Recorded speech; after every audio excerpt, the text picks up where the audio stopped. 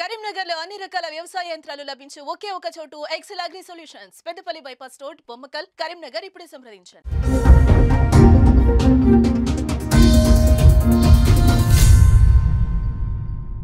నమస్తే, welcome to Suman TV Karimnagar. నేను మీ వినయ్.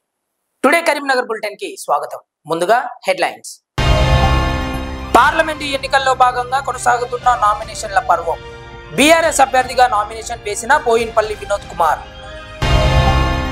ఉస్నాబాద్ లో పిచ్చి ఆసుపత్రి నిర్మించాలన్న బండి సంజయ్.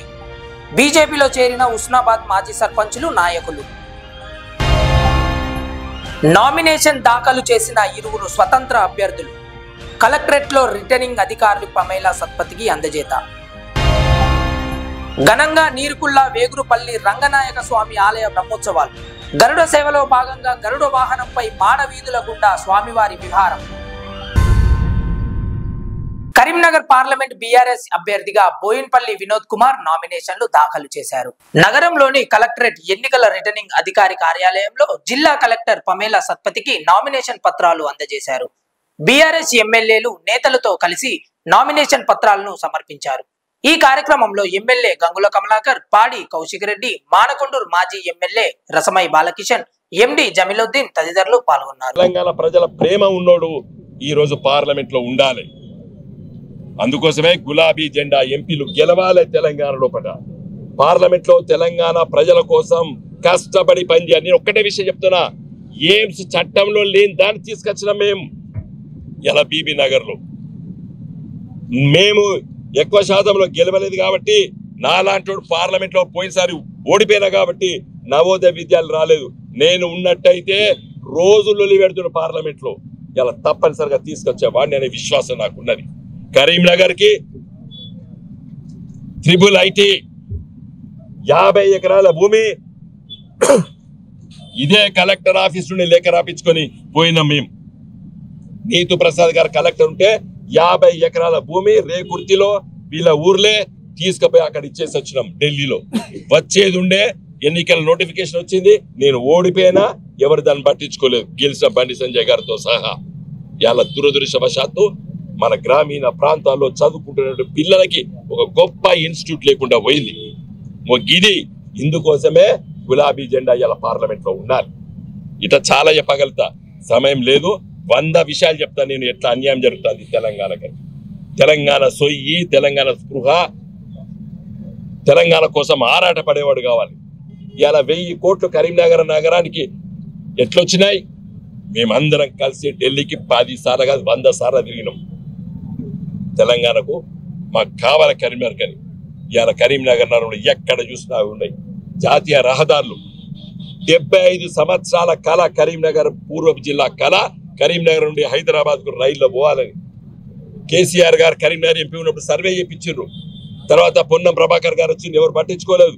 మళ్ళీ నేను ఎంపీ అయిన తర్వాత 2014లో ఇలా హైదరాబాద్ నుండి సిద్దిపేట వరకు రైల్వే లైన్ అయింది. ఇలా సిద్దిపేట నుండి సిరిసిల్ల వరకు పనులు అవుతున్నాయి. సిరిసిల్ల నుండి వేములవాడ వరకు మరి మానేరు మీద బ్రిడ్జ్ కడతాం, తీసుకొని వస్తాం. గిట్లా ఆరాట పడేవాడు కావాలి. ఎందుకు గులాబీ జెండా ఉండాలి అంటే గిందు కోసం ఉండాలి. కాబట్టి దయచేసి మిత్రులారా, ఈ ఎన్నికల్లో ఇంతమంది మా గంగుల కమలాకర్ గారు చెప్పినట్టు ప్రజలు సిద్ధంగా ఉన్నారు. కాంగ్రెస్ పార్టీ అబద్ధాలు ఆడి వాళ్ళు ఇచ్చినటువంటి 6 గ్యారెంటీల హామీలు ఒక్కడు కూడా నిలబెట్టుకోలేదు. ఈ రోజు ప్రజలు సిద్ధంగా ఉన్నారు కాంగ్రెస్ పార్టీకి వ్యతిరేకంగా ఓటు వేయడానికి. గ్రామీణ ప్రాంతాల్లో బీజేపీ పోయినసారి ఆయన కరీంనగర్ లో ఓడిపోయినందుకు సింపతి వచ్చి గెలిచిండు. ఇదేమైనా మళ్ళొకసారి చెప్తున్నా, పార్లమెంటు సభ్యత్వము ఏమైనా పునరావాస కేంద్రమా ఓడిపోయిన వాళ్ళకి ఇక్కడ ఉండడానికి? మంత్రి పొన్నంకు మతి భ్రమించి మాట్లాడుతున్నారని, హుస్నాబాద్ లో పిచ్చి ఆసుపత్రి ఏర్పాటు చేయాలని బండి సంజయ్ అన్నారు. కరీంనగర్ ఎంపీ కార్యాలయంలో హుస్నాబాద్ కు చెందిన పలువురు మాజీ సర్పంచులు, నాయకులు బీజేపీలో చేరారు. బండి సంజయ్ కాషాయ కండువలు కప్పి పార్టీలోకి ఆహ్వానించారు. ఈ సందర్భంగా పలు సమస్యలపై బండి సంజయ్ కుమార్ కు వినతి పత్రం అందజేశారు. హుస్నాబాద్, కరీంనగర్ కాంగ్రెస్ నేతలు ఇష్టానుసారంగా మాట్లాడుతూ ఘర్షణ వాతావరణాన్ని సృష్టిస్తున్నారని ఆరోపించారు. పొన్నం పిచ్చి చేష్టలతో భయభ్రాంతులకు గురి చేస్తున్నారని తెలిపారు. సొంత పార్టీ నేతలను పొన్నం ప్రభాకర్ దుర్భాషలాడుతున్నారని తెలిపారు. ఈ కార్యక్రమంలో బండి సంజయ్ తో పాటు బీజేపీ నాయకులు, కార్యకర్తలు తదితరులు పాల్గొన్నారు. ఈరోజు భారతీయ జనతా పార్టీలో చేరడం చాలా సంతోషం. వాళ్ళందరూ కలిసి భారతీయ జనతా పార్టీ కేవలం ఒక భారతీయ జనతా పార్టీ మాత్రమే ఈ తెలంగాణ రాష్ట్రంలో సర్పంచులు ఎదుర్కొంటున్నటువంటి ఇబ్బందులు కానీ వాళ్ళు పడ్డ బాధల విషయంలో స్పందించినటువంటి పార్టీ భారతీయ జనతా పార్టీ. వాళ్ళకు అండగా ఉన్న పార్టీ భారతీయ జనతా పార్టీ. ఇలా తెలంగాణ రాష్ట్రంలో తాజా మాజీ సర్పంచుల పరిస్థితి ఎంత దయనీయంగా మారిందంటే గతంలో బీఆర్ఎస్ పార్టీ ప్రభుత్వ హయాంలో ఆత్మహత్యలు చేసుకునే పరిస్థితి తాజా మాజీ సర్పంచులు, ఆ సమయంలో సర్పంచులు పెట్రోల్ బంకులలో పనిచేసే పరిస్థితి, ఆ సమయంలో సర్పంచులు దుబాయ్ మస్కట్లు పోయే పరిస్థితి, ఆ సమయంలో సర్పంచులు చిన్న చిన్న ఉద్యోగాలు చేసుకుని బతికే పరిస్థితి వచ్చిందంటే ఒక గ్రామానికి ప్రథమ పౌరుని పరిస్థితే ఆ విధంగా ఉంటే ఇలా గ్రామాల ఈ ప్రజల పరిస్థితి ఏందో అర్థం చేసుకోవాల్సిన అవసరం ఉంది. కాబట్టి ఆ సమయంలో బీఆర్ఎస్ పార్టీకి వ్యతిరేకంగా మొట్టమొదటిసారి గలం విప్పిన పార్టీ భారతీయ జనతా పార్టీ. అనేక సందర్భాల్లో నేను సర్పంచ్లకు అండగా ఉంటూ సర్పంచ్ విషయంలో అప్పటి ముఖ్యమంత్రి గారికి లేఖ రాసిన, ఇప్పటి ముఖ్యమంత్రి గారికి లేఖ రాసిన, అనేక ప్రాంతాల్లో సర్పంచులు ఆందోళన కూడా స్వయంగా పోయి పాల్గొనడం జరిగింది. సర్పంచుల యొక్క బాధలను సమాజానికి చూపెట్టే ప్రయత్నం చేసింది నేను, భారతీయ జనతా పార్టీ మాత్రమే. కొత్త ప్రభుత్వం వచ్చిన కన్నా కనీసం బిల్లులు చెల్లించాలి. వీళ్ళు పాత పార్టీ సర్పంచ్లను, వీళ్ళు బీఆర్ఎస్ పార్టీ అనో, ఎవడు బీజేపీ అనో, ఎవడు ఇంకో పార్టీ అనో చూడకుండా సర్పంచ్లను సర్పంచ్ లెక్కన చూసి వాళ్ళు కష్టపడి అప్పులు చేసి ఇవాళ గ్రామ అభివృద్ధిలో భాగస్వామ్యమై అనేక అభివృద్ధి కార్యక్రమాలు చేసిన తర్వాత బీఆర్ఎస్ పార్టీని నమ్మి వాళ్ళ మాయమాటలు నమ్మి ఇలా మోసపోయిన తర్వాత వాళ్ళని ఆదుకోవాల్సిన బాధ్యత కొత్తగా ఏర్పడి కాంగ్రెస్ పార్టీ ప్రభుత్వం మీద ఉందని చెప్పినా కూడా కాంగ్రెస్ పార్టీ ప్రభుత్వం ఇప్పటికీ పట్టించుకోవట్లేదు.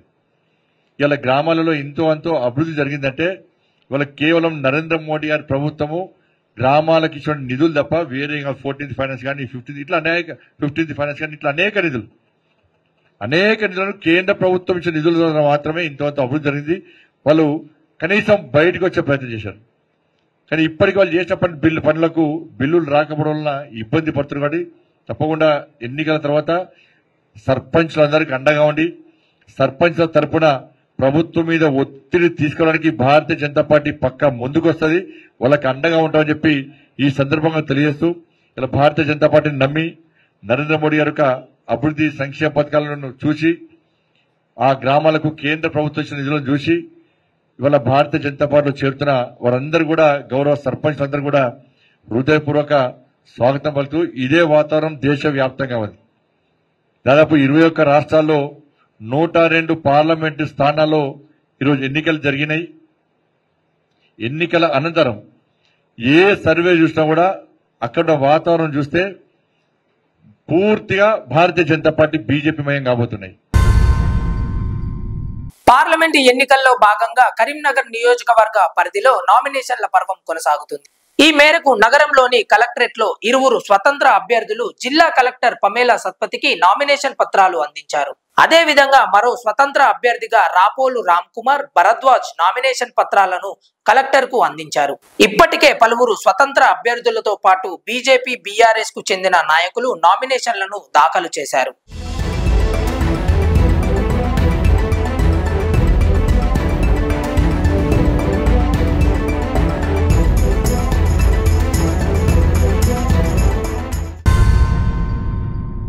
శ్రీ భూనీల సహిత మానేటి రంగనాయక స్వామి నీరుకుల్ల వేగురుపల్లి దేవస్థానంలో అంగరంగ వైభవంగా బ్రహ్మోత్సవాలు జరుగుతున్నాయి. ఉదయ స్థాపిత దేవతారాధన, నిత్య హవనం, బలిహరణలతో పాటు ఉత్సవాల్లో భాగంగా గరుడ సేవ చేపట్టారు.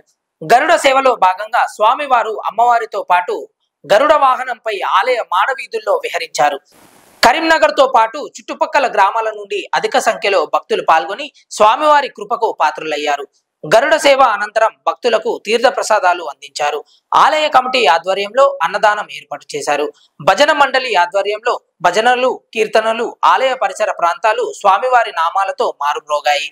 ఈ బ్రహ్మోత్సవాల్లో స్థానిక ఆచార్యులు గోవర్ధనగిరి జగన్నాథాచార్యులు, అనువంశిక అర్చకులు గోవర్ధనగిరి మనోహరాచార్యులు, రాజ్ కుమార్ చార్యులు, వేణు మనోహరాచార్యులు మనుకృష్ణ, నీర్కుల్ల మాజీ సర్పంచ్ విజయేందర్, వేగురుపల్లి సర్పంచ్, ఆలయ కమిటీ ప్రతినిధులు, భక్తులు తదితరులు పాల్గొన్నారు.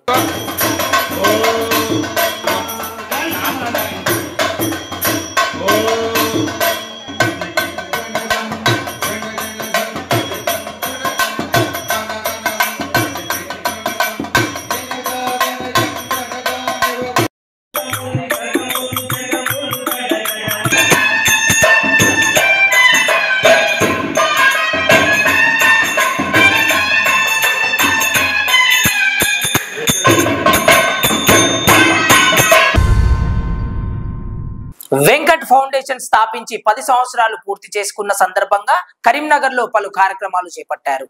నగరంలోని ఉజ్వాల పార్క్ సమీపంలోని వెంకట్ ఫౌండేషన్ కార్యాలయంలో ఇండియన్ రెడ్ క్రాస్ సొసైటీ సౌజన్యంతో రక్తదాన శిబిరం ఏర్పాటు చేశారు. ఈ సందర్భంగా సుమారు 50 మంది యువకులు రక్తదానం చేశారు. వజ్రంగ్ గ్లోరియస్ 10 పేరిట 10వ వార్షికోత్సవాలు చేపడుతున్నామని సంస్థ సెక్రటరీ సతీష్ కుమార్ అన్నారు.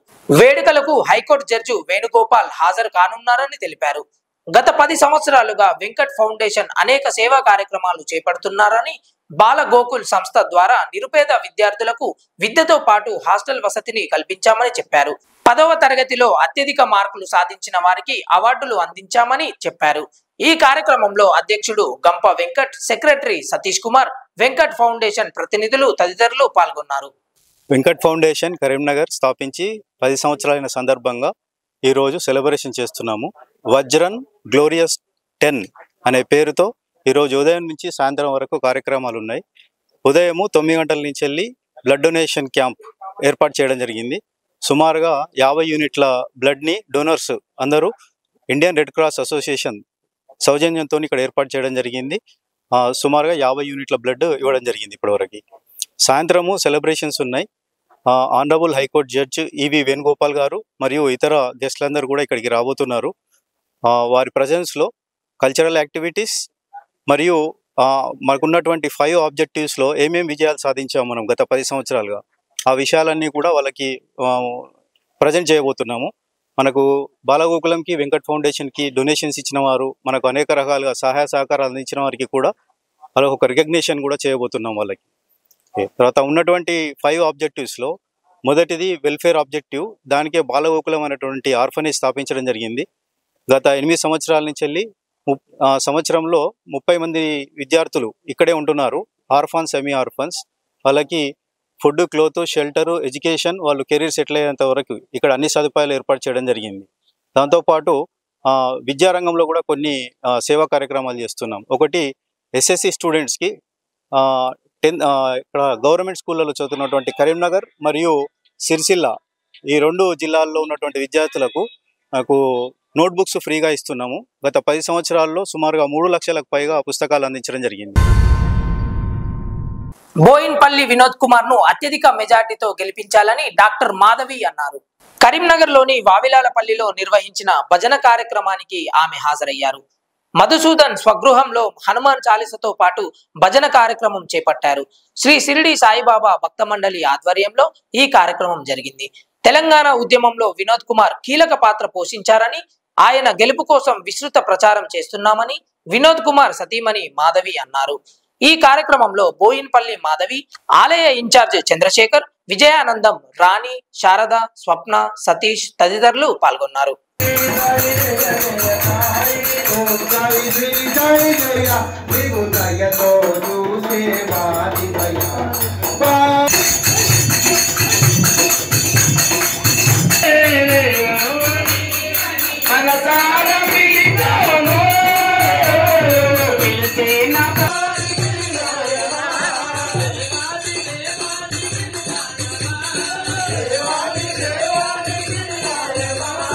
తెలంగాణ ఉద్యమం కోసం దాదాపు ఎంపీలు 26 మంది ఎంపీలతోటి అందరితోటి సంత కేసీఆర్ ఎంబడి ఉండే సైనికుడు ఆయన. 10 మందిలో తెలంగాణ తెచ్చే 10 మందిలో ఆయన కూడా ఉన్నాడు. అయితే ఆయన ఒక బేసికల్లీ ఒక అడ్వకేట్. నా హస్బెండ్ కోసం నేను ఇంకా నిలబడి పోరాడాలి అని ఆయన పోరాటంలో నేను ఇంకా ఉండి ఆయన హెల్ప్ చేస్తున్నాను. అయితే ఆయన అందరి దగ్గరికి చేరలేడు కాబట్టి మాకు ఓట్ వేయాలని, అంటే డెవలప్మెంట్ గురించి ఆలోచించే మనిషి. కరీంనగర్ జిల్లా తిమ్మాపూర్ మండలం రామకృష్ణ కాలనీలో గల శృతిజ్ఞ హోమ్స్ లో అక్రమ నిర్మాణాలు చేపడుతున్నారని ఆరోపిస్తూ మండల సిపిఐ నాయకులు బోయిన్పల్లి తిరుపతి జిల్లా కలెక్టర్ కు ఫిర్యాదు చేశారు. దీంతో డిఎల్పిఓ రాంబాబు గ్రామ పంచాయతీ కార్యాలయాన్ని సందర్శించి పలు రికార్డులు పరిశీలించారు. శృతిజ్ఞ హోమ్స్ పై ఇచ్చిన ఫిర్యాదులపై విచారణ జరిపి పూర్తి స్థాయి నివేదికలను పై స్థాయి అధికారులకు అందజేయనట్లు డిఎల్పిఓ తెలిపారు. శృతిజ్ఞ హోమ్స్ లో నిర్మాణాలు చేపడుతున్న వారిని నిలిపివేయాలని డిఎల్పిఓ ఆదేశించారని బోయిన్పల్లి తిరుపతి అన్నారు. ఈ కార్యక్రమంలో ఎంపీఓ కిరణ్ కుమార్, సెక్రటరీ లక్ష్మణ్, కిన్నెర సారయ్య, మాచర్ల అంజయ్య, సంగుపట్ల మల్లేశం, కొమ్మెర కృష్ణారెడ్డి ఉన్నారు. దీనిపైన ఉన్న ఫిర్యాదుల మేరకు మేము కలెక్టర్ గారికి ఇవ్వడం జరిగింది. ఆ కలెక్టర్ గారి ఆదేశాల మేరకు ఈరోజు మండల అధికారులు, జిల్లా అధికారులు వచ్చి ఈరోజు ఇక్కడ అన్ని విజిట్ చేయడం జరిగింది. వాళ్ళు ఖచ్చితంగా ఇందులో అక్రమ కట్టడాలైనటువంటి ఈ డూప్లెక్స్లు, పార్క్ ప్లేస్లో ఉన్న డూప్లెక్స్లను చూడడం జరిగింది. అవి ఎన్ని అక్రమంగా కట్టిండు, అది గ్రామ పంచాయతీ పర్మిషన్ లేదు, లేఅవుట్ పర్మిషన్ లేదు, ఎలాంటి పర్మిషన్ లేక కట్టడాలు నిర్మించడం జరిగింది. ఎస్ఆర్ఎస్పి ల్యాండ్లో కూడా అక్రమ కట్టడాలు కట్టడం జరిగింది. అలాగే ఈ కుంట ఆనుకొని ఇందులో ఒక మత్తడి నీళ్ళు వెళ్ళిపోయే ప్లేస్లో కూడా వీళ్ళు గోడలు నిర్మించి అక్రమ కట్టడాలు కట్టడం జరిగింది. అపార్ట్మెంట్ల కింద కూడా సెల్లార్లలో డబుల్ బెడ్రూమ్లు కట్టి ఒక్కొక్కటి 30 లక్షలకు అమ్ముకోవడం జరిగింది. విద్యార్థులు కాలంతో పోటీ పడితేనే కళలు సాకారం అవుతాయని వాగేశ్వరి ఇంజనీరింగ్ కళాశాల చైర్మన్ గండ్ర శ్రీనివాసరెడ్డి అన్నారు. కరీంనగర్ జిల్లా తిమ్మాపూర్ మండలంలోని వాగేశ్వరి ఇంజనీరింగ్ కళాశాలలో ఫ్రెషర్స్ డే వేడుకలు ఘనంగా జరిగాయి. Electronic and communication engineering department ఆధ్వర్యంలో నోవా ఫెస్ట్ 2024 పేరిట ఉత్సవాలు నిర్వహించారు. బీటెక్ ద్వితీయ సంవత్సరం చదువుతున్న విద్యార్థులు ప్రథమ సంవత్సరం విద్యార్థులకు స్వాగతించారు. ఈ సందర్భంగా విద్యార్థులు చేసిన సాంస్కృతిక కార్యక్రమాలు ఆహుతులను ఆకట్టుకున్నాయి. ఈ కార్యక్రమానికి ముఖ్య అతిథిగా కళాశాల చైర్మన్ గండ్ర శ్రీనివాసరెడ్డి హాజరై జ్యోతి ప్రజ్వలనను చేసి కార్యక్రమాన్ని ప్రారంభించారు. విద్యార్థులు అన్ని రంగాల్లో రాణించాలని శ్రీనివాసరెడ్డి అన్నారు. కమ్యూనికేషన్ స్కిల్స్ పై అవగాహన ఉండాలని సూచించారు. తమ కళాశాలలో మంచి ఫ్యాకల్టీ ఉందని అందరూ విద్యార్థులు సద్వినియోగం చేసుకోవాలని కోరారు. ఈ కార్యక్రమంలో joint secretary D Srinivasa Reddy, principal Srinivas, director Viswanath Vinod, Prakash Reddy, doctor A Venkata Reddy, Sandhya Reddy, అధ్యాపకులు, విద్యార్థులు పాల్గొన్నారు.